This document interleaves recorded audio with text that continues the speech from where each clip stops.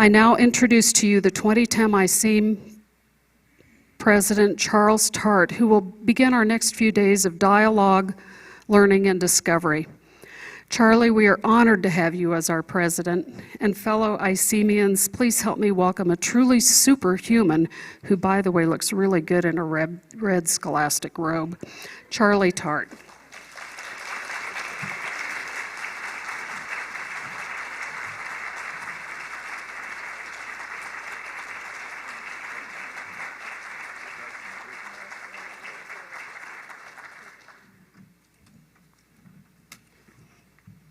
I guess I'm expected to tell a joke or something, right? Let me get my junk set up here.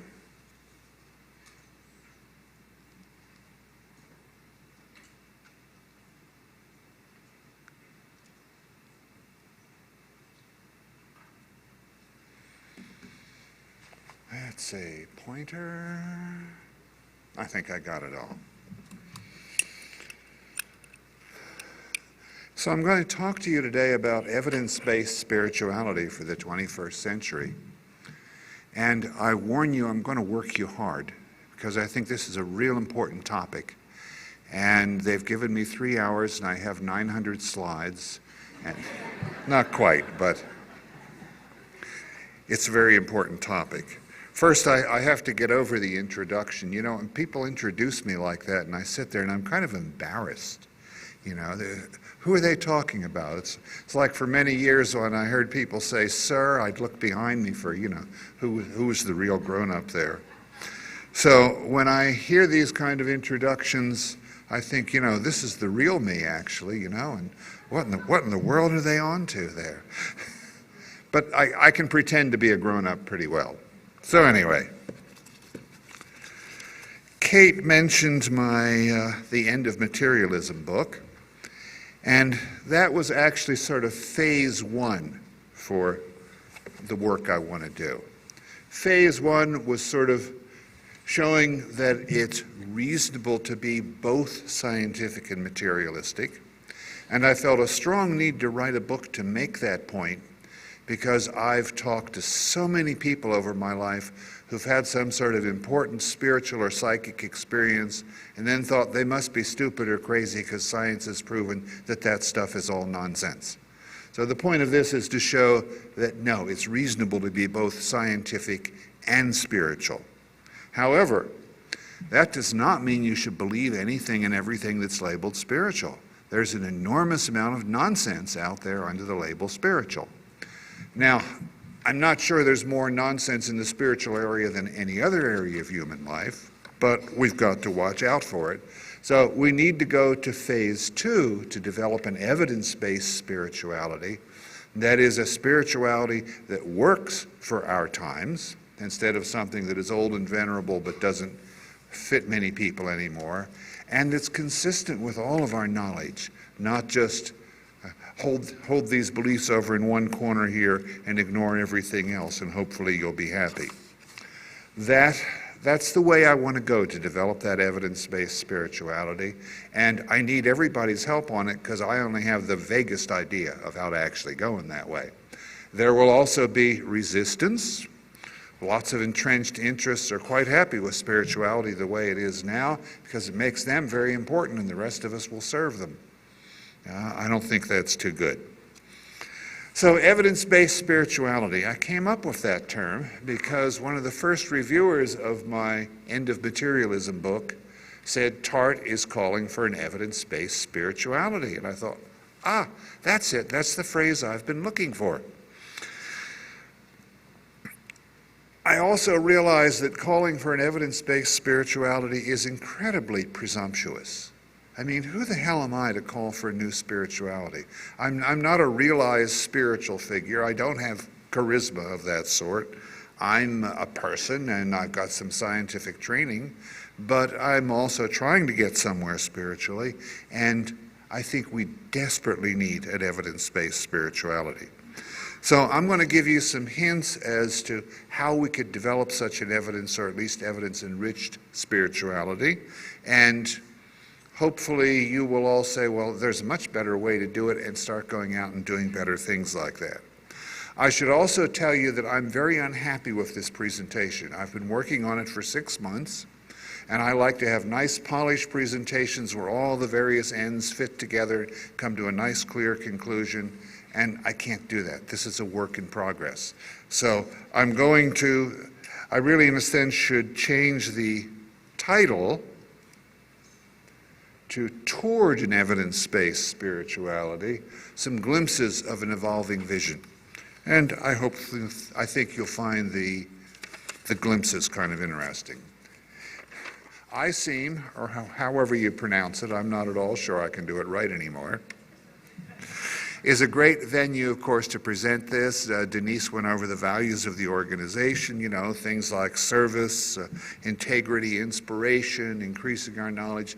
That's a perfect place to call for an evidence-based spirituality. So this is a very receptive venue, much more receptive than the world in general. So this is a place for support. I'm also lucky to be a part-time faculty member at the Institute of Transpersonal Psychology in Palo Alto. It's kind of fun, actually. Most of the faculty there are so far out that I tend to be the conservative to say, do we have any evidence for this? I mean, I know it's intuitively feels right, but do we have any evidence? Can we actually do something to make it happen? So that's fun. So I'm also going to thank the other keynote speakers in advance for any ideas they have for developing an evidence-based spirituality. Okay, let's get into the actual material of this. I got to be careful about that word material. I may get into trouble. Our situation today, we have it is oversimplification, of course, but we have two major options on how you live your life. We have religions, most of whom they try to soft pedal it a little bit, basically say, we have the truth and you better do it the way we tell you to do it or you're going to go to hell. And just to make things more interesting, we have a very heavy materialism where people think that science has proven that all religion and spirituality are pure nonsense, so if you do any of that first stuff, you're wasting your time. That doesn't make life easy. Where we want to go is a more evidence-based, rational-based spirituality where you can say things like research has shown that for people of type T, spiritual practice X leads to general happiness and 75% growthful spiritual experience, but people of type U shouldn't do that particular practice because it makes them more neurotic. Wouldn't it be nice to have that advice instead of commit 20 years to this particular spiritual path and maybe something nice will happen? That's the rational approach, okay? And I get hung up on rationality, but of course I don't want us to forget that there's more to it than just the rational. There's a spiritual side that has its own ideas probably about where we should go. So I can say what we should do in a reasonably reasonable fashion, and then where we actually go, who knows? I try to be as rational as possible when I'm in my scientist role. I also generally say a prayer first that I'll be guided to do something that's helpful to people and doesn't do any harm. So, as a background question that I want disturbing you in the back of your mind while I go through the rest of this stuff, I have this particular question. Has there been any progress in religion or spirituality in the last few centuries? I like to give this to spiritual leader friends. It bugs the hell out of them.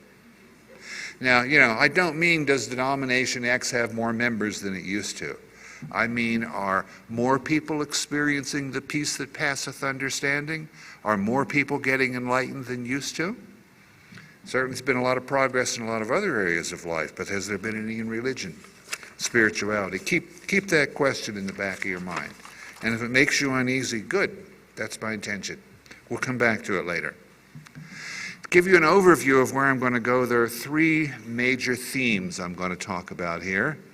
Theme one is why we need evidence-based spirituality and some ways of moving toward it. Theme two is going to be mainly a quick affirmation that the spiritual is about realities. It's not just a nice set of illusions that will keep you off the street and contributing to the gross national product. There's something real going on there. And theme 3 is I'm going to try to illustrate some ways in which we could apply research to learn more about the spiritual, to start refining some of our ideas of what the spiritual is all about. And then I'll also, if I don't run out of time, talk about the resistance to developing an evidence-based spirituality. So theme number 1, why we need evidence-based spirituality.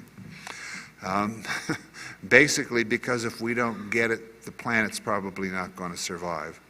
Material greed seems to be the dominant theme, that everybody wants more and more and more, and you know, I don't have to tell you that we get a lot of problems because of that.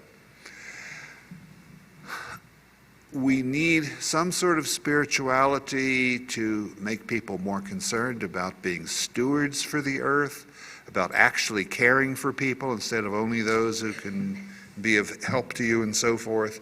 And we need this to be consistent, both spiritual and scientifically. There's a saying that's inspired me for many years. It's very subtle, but if you read quite carefully, you might be able to pick it out.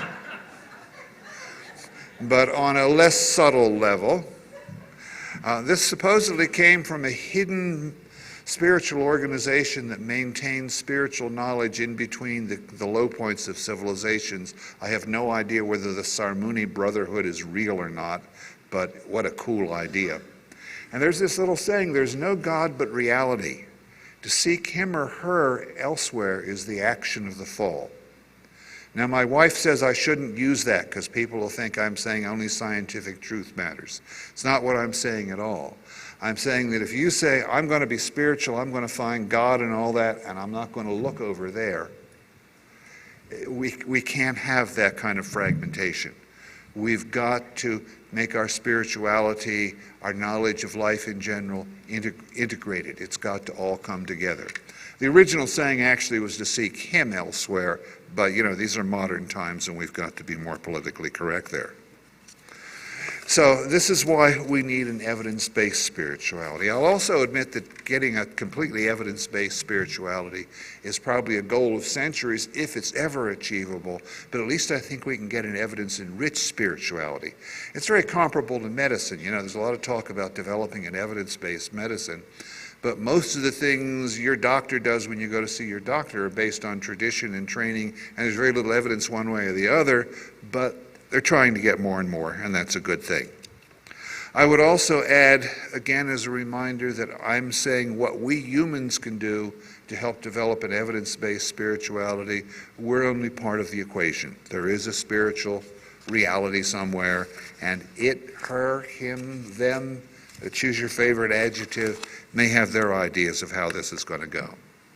So I'll give you a little executive summary of what I'm going to go over, since hopefully that will keep you from getting as confused. The first item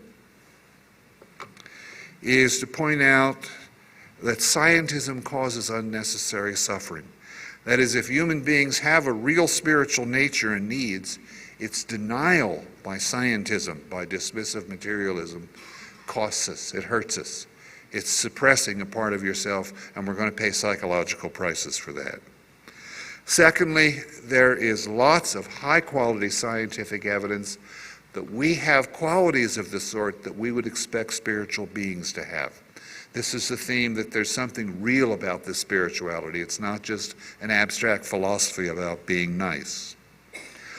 The third major theme is that we need to develop a suitable contemporary-based, evidence-based spirituality. I've already mentioned that. And fourthly, as I said, I'm going to talk about some suggestions to develop evidence-based spirituality. And there are just a few ways of what may look like far-out kinds of experiments and studies, but show us that we can apply our rationality, our ability to refine knowledge to spiritual areas and get somewhere. So that's the executive summary. That's nice, but how do we do all this stuff? Well, one way we do it is that we start with what may be considered spiritual virtues or general human virtues, and that's things like honesty, openness, curiosity, humility, and skepticism. Honesty, being totally truthful about what we know, and also having the courage to be honest about what we don't know. Sometimes I say, I'm really glad I'm a scientist rather than a spiritual leader. Because if I was a spiritual leader, I'd never be allowed to admit that, no, my tradition doesn't understand that. But as a scientist, I could say, we don't know. There's a little bit of evidence this way and a little bit that way. It's tough to be in a spiritual leader position. So we need honesty. We need openness to learning new things, even if they may contradict things we already believe. And that, of course, requires courage, because we might not always like what we find. Of course, curiosity is an absolute essential. If we're not really interested in what reality is, what spirit is, and all that, we're not going to try very hard. And we need the humility to remember we don't know very much. Human knowledge is very young. And we even have to question our own knowledge. That's hard. And we need skepticism of the right kind. Now, that's a loaded term, skepticism. Here's a definition from the Oxford English Dictionary of skepticism: a skeptical attitude in relation to a particular branch of knowledge, doubt as to the truth of some assertion or apparent fact. We can skip number 2. I'm not talking about skepticism as a negative character trait. I want to emphasize the first part of that definition. Here's what genuine skepticism looks like. Okay, there you are, and you're presented with some facts and ideas about something or another, and you think about it, and somehow it doesn't compute. There are explanations that are supposed to explain it, and they don't quite make sense to you. You think there's something lacking, and you're curious, you'd like better explanations. That's genuine skepticism. It's a virtue. It's what everybody pretends to have, even if they don't have genuine skepticism. Then there's what I like to call pseudo-skepticism,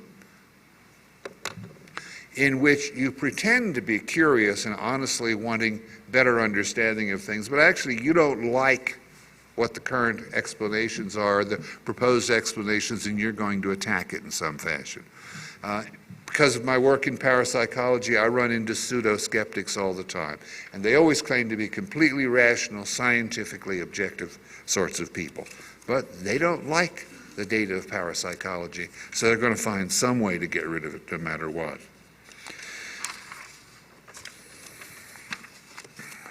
Another limitation on developing an evidence-based spirituality is that what I'm going to be able to talk about today is what we might call a one state of consciousness development, what we can do in our ordinary rational state of consciousness.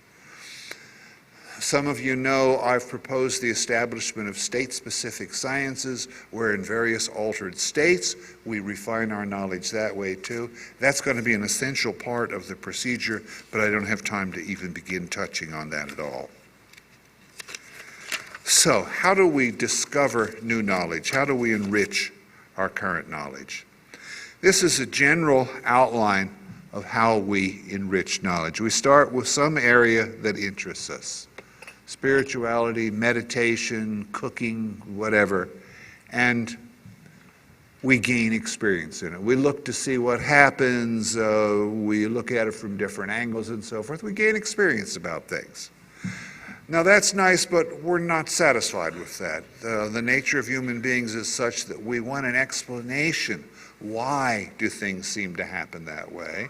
So we make sense of it with some kind of ideas or beliefs or explanations of one sort or another.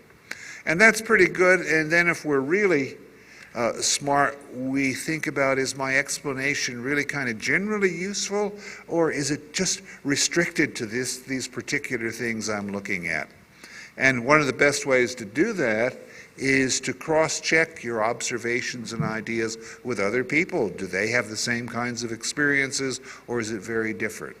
One of my students at ITP now, for instance, is going to be doing her dissertation on what people experience when they do Gurdjieffian self-remembering and try to wake up that way.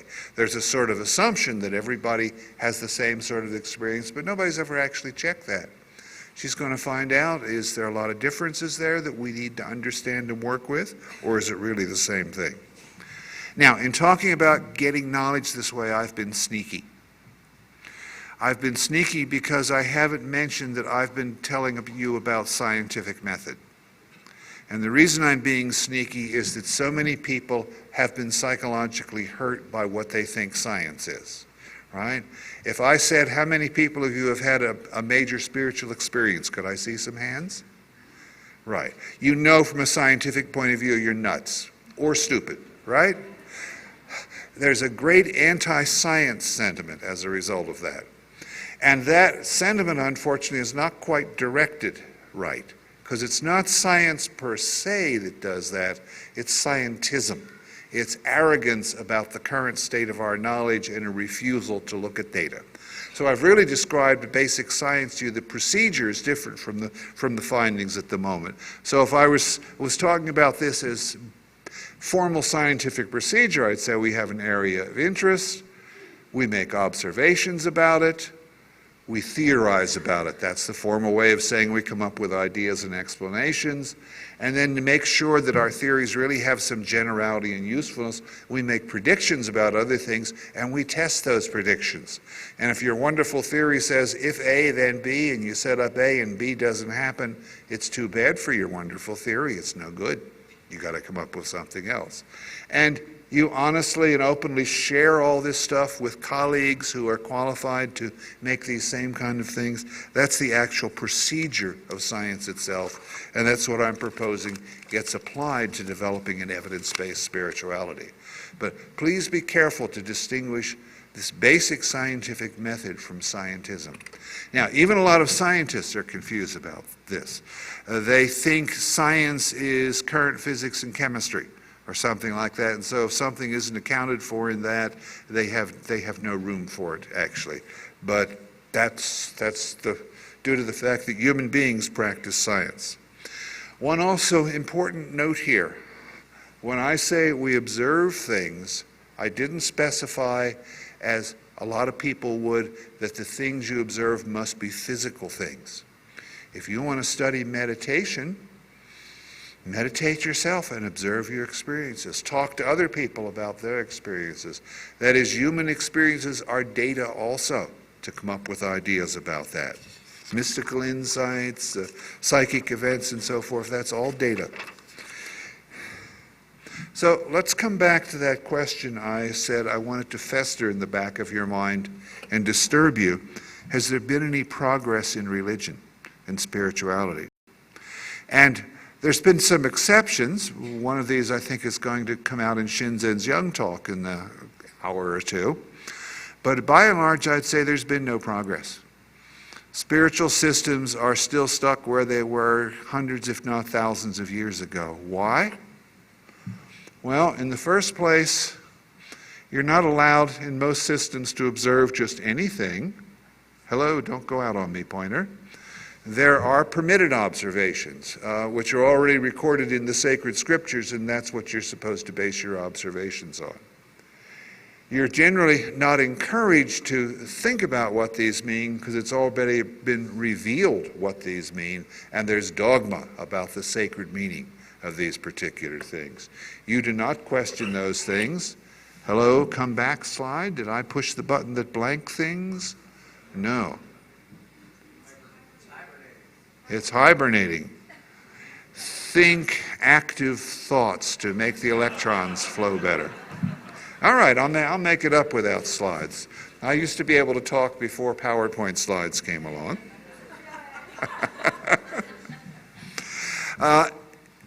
You're not particularly encouraged to test dogma in spirituality. To want to test it is probably a sign of heresy, or a sign that you don't have enough faith. And instead of, a kind of honest comparison of your experiences and understandings and so forth with other people, there are authorities who tell you how you should understand things. The cavalry is coming to the rescue. Hopefully. Okay. Given the wonderful way Melinda sang last night, I'm sure she can make the slides work. one of my fantasies is world spiritual leaders getting together and honestly communicating with each other what they don't understand and how they might take some hints to each other. They can't do it when there are followers around, of course, because they have to appear infallible. Again, it goes back to the fact that I feel lucky as a scientist. I don't have to appear infallible. I can, admit I don't understand something. Anyway, some other considerations. The need for meaning. One of the things that is becoming clearer and clearer to me in my work as a psychologist, as well as just as a human being, is we need meaning in life. If you don't have meaning, if you don't have some kind of overall scheme to give your life some purpose and make some sense out of it, you're not going to be happy. You're going to sicken. Religious and spiritual systems provided meaning for most people throughout most of human history, but along